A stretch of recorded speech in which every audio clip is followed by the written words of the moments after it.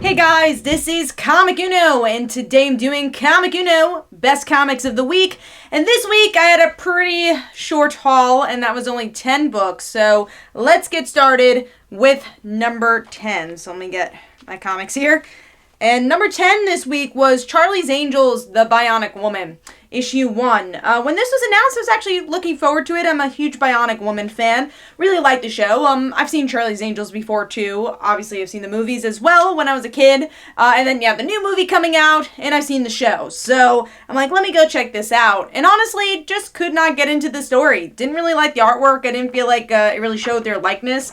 And also, I didn't really get the sly slash sarcastic dry humor that I like from Jamie. So that was a shame, and just didn't really care about the mission that they were going on. And here's some more of that artwork. I felt like it was a bit too dark for me. But yeah, it wasn't really a hook. And I also felt like they didn't really interact with each other that much. I know it's supposed to be like a build-up to it, but I wanted to have the true crossover in this issue. But probably won't be getting the next issue. Again, didn't really have a hook for me in this one. So I gave this one 2 stars, and that is number 10.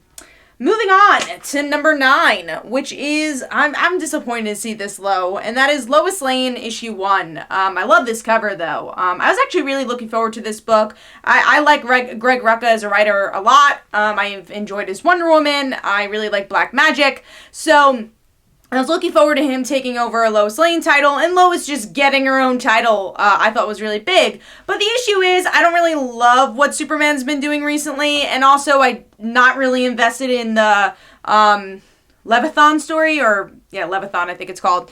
Always don't know how to pronounce that. But I'm not really invested in that current event, and Leviathan. Not really invested in that event, and Lois, I guess, dealings there. And we do get to see a bit of that and the ramifications of everyone thinking that she's cheating with Superman, which I guess is an interesting concept, but I don't know. I didn't really like the line of Lois saying, oh, we could keep secrets from each other, but we trust each other, which, I guess I like what it means, but I'm like, does Lois have to keep all the secrets from her husband? I don't know. The overall plot didn't really get me in that much, but I did like the Clark and Lois moments besides that line. I enjoyed, like, their cute, morning moments, shower moment. I thought that was a great part of the issue, and just seeing more of their romance, something we've only really seen spurts of in Action and Superman, because you obviously have a lot of other superhero stories that you're dealing with. So I'm definitely going to check out more. I thought it was cool that we got to see the Question in this issue. Get to see Renee. So that's something that hooked me. I want to say other than Lois Lane. Let me see if I can find the picture. So I thought that was cool. There we are. I guess it's Renee. Maybe it's a different character, but I'm pretty sure it's Renee. So I'm excited to see where that goes. But the artwork also is really dark for me. It was very like Jessica Jonesy, which was interesting, but also really not my thing. And I do like it in Jessica Jones, but it's weird to see it with Lois Lane.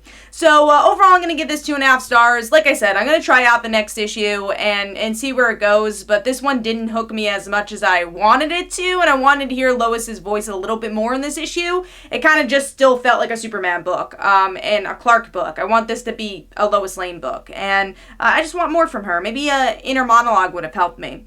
But yeah, giving this 2.5 stars, and that is number 9.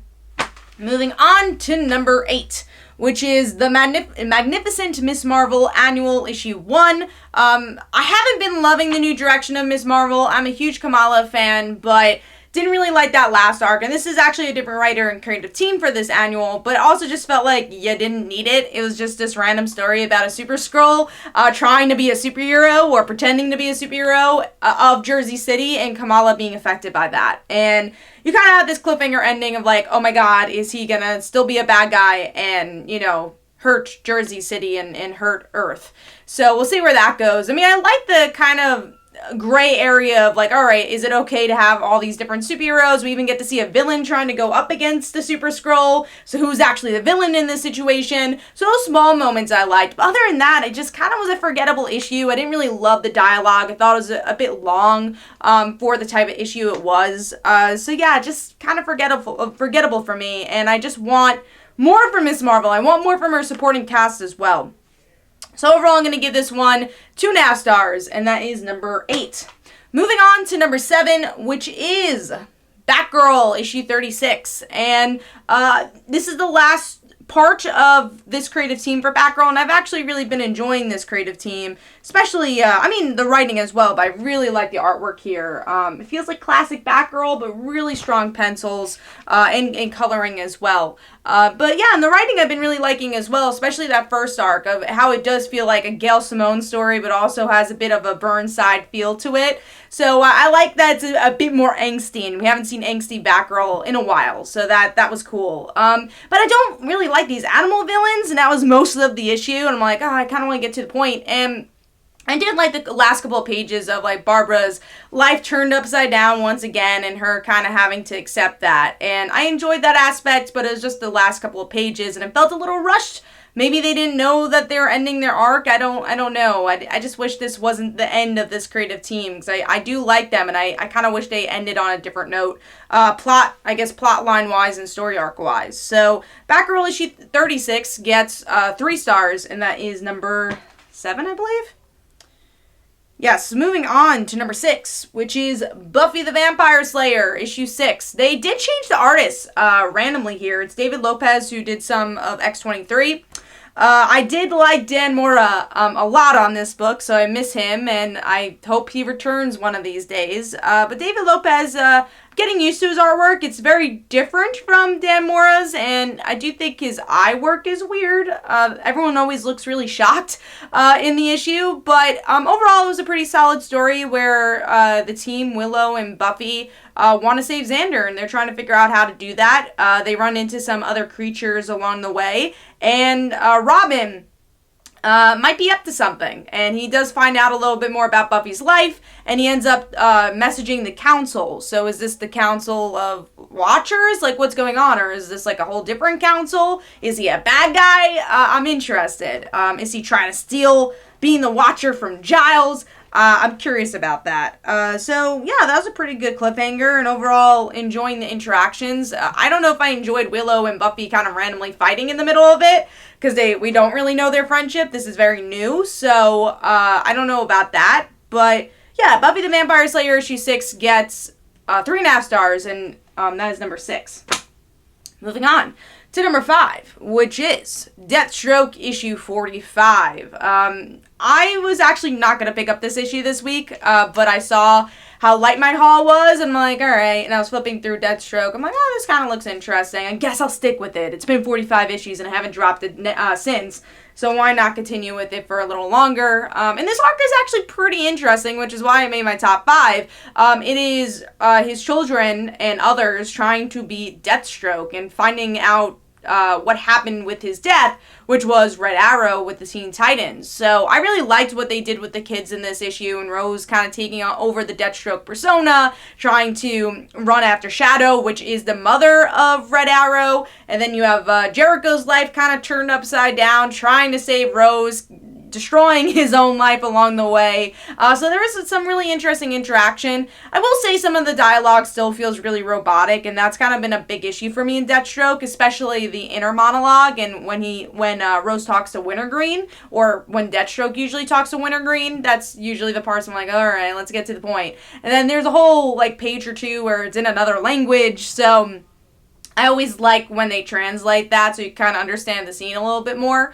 But yeah, overall, this is actually a pretty good issue. There's some good actions, some good story, and it got me back at the Deathstroke, so I'm going to be keeping this one for a little while. I will say one that did get off my pull list this week was Birthright. I've been reading that for a long time, and I've realized I enjoy it a lot more in like trade format, so I'm gonna probably binge read it. I don't know if it'll be included in this, these reviews, but as of right now, I think that's what I'm gonna do with Birthright, because every single issue, they're just kind of okay for me. It's kind of a slow burn. But yeah, so going back to Deathstroke though, I gave that 3.5 stars, and that is number 5. Moving on to number 4, also glad to see this a bit higher, and that is Dceased, issue 3. We're midpoint of this event.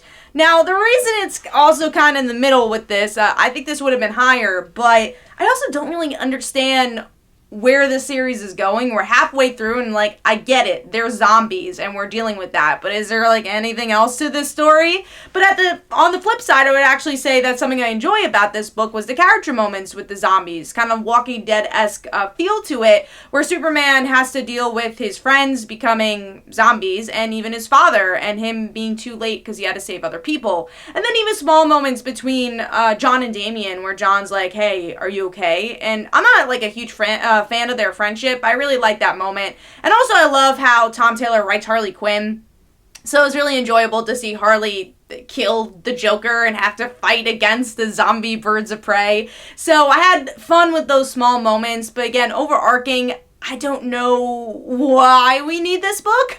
And that's kind of been a problem with me for Dceased. Also, the artwork is a little bit too gritty for me. I know that's kind of like the point with the zombies, but I'm just not really a big fan of that style of artwork. And lastly, I would also say the Harley and Superman stuff felt a little bit too separated. They kind of felt like they should have been two separate issues. It didn't flow correctly for me. So yeah, those are just small nitpicks, but overall I did have fun with this issue, and I do feel like it's improving from issue 1 for me. So overall, giving Dceased issue 3 3.5 stars, and that is number 4. Moving on to number 3, which is Ghost Spider, Spider-Gwen issue 10. I was actually disappointed to see this a little lower on my list than it usually is, and I gave it 3.5 stars, which is also a lower rating that I usually give this book to.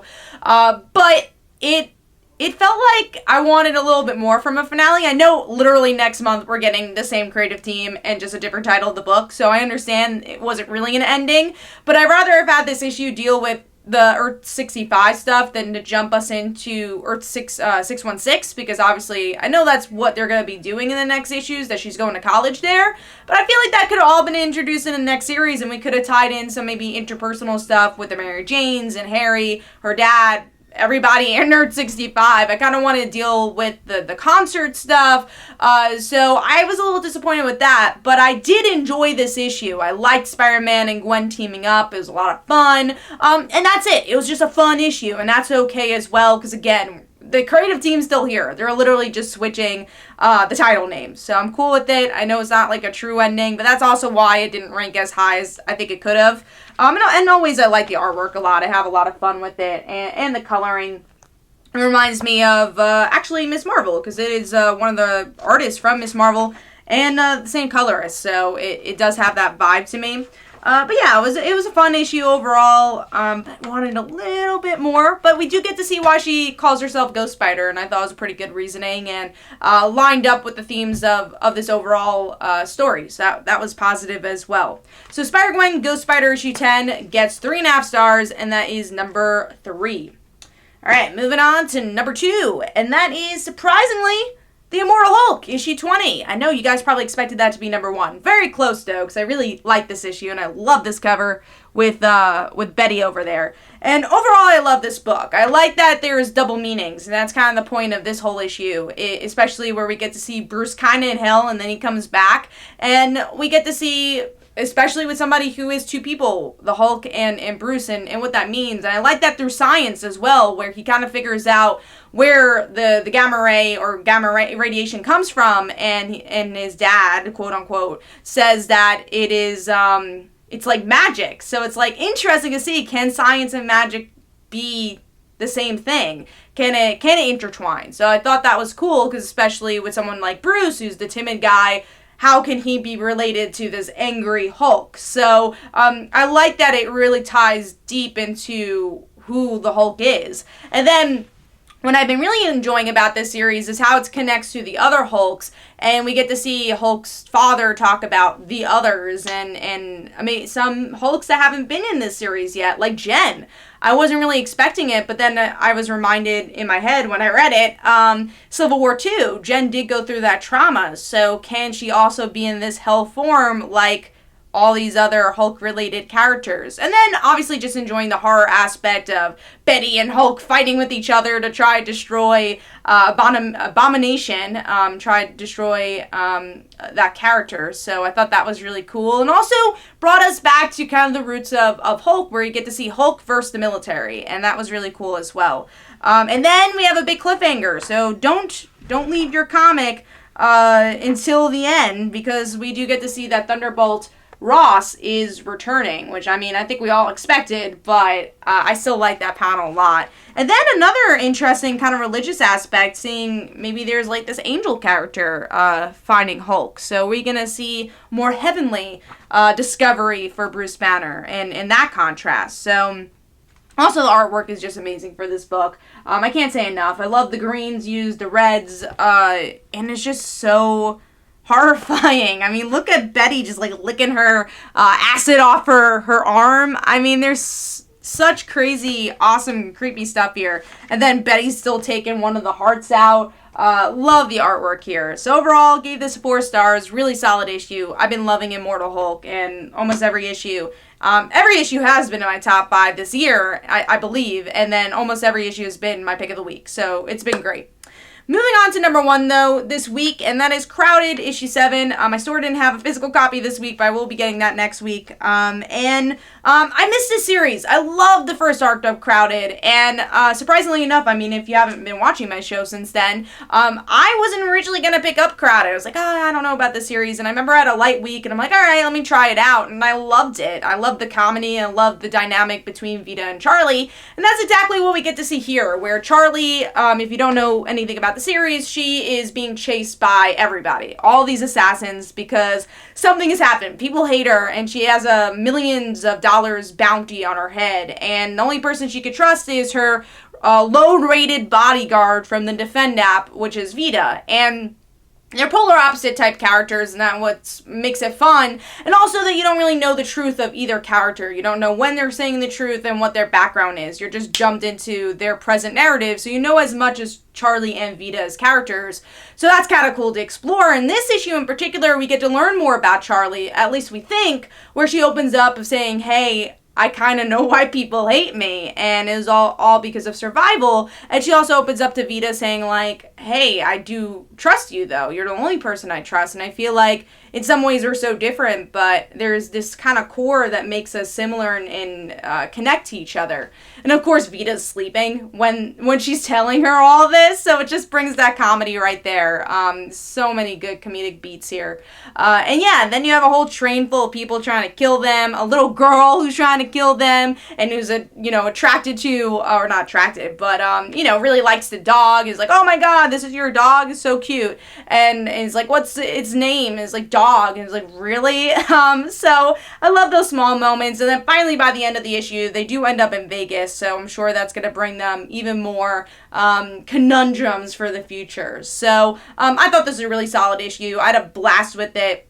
I really miss these characters and the laughter that comes along with it, and the really good emotional beats as well. So overall, I'm going to give this one 4 stars from the action. Honestly, that first page of this issue, where we get to see newscasters like on a car killing people as they're saying the news. Like, those are the type of entertaining, kinetic pages that we get with this book. So again, 4 stars. That's my pick of the week. Hopefully you guys enjoyed. Let me know in the comments below, what is your pick of the week? What is your least favorite, and everything in between. Hopefully you guys enjoyed. This is Comic Uno. Don't forget to follow me on Twitter. Don't forget to follow me on Facebook. Also check out my comics like Father Like Daughter and They Call Her the Dancer. And also every Tuesday at 10 p.m. Eastern Time is Frontline Live, where we discuss our favorite comics and comic book news. So be sure to check that out as well. Thanks guys. Bye.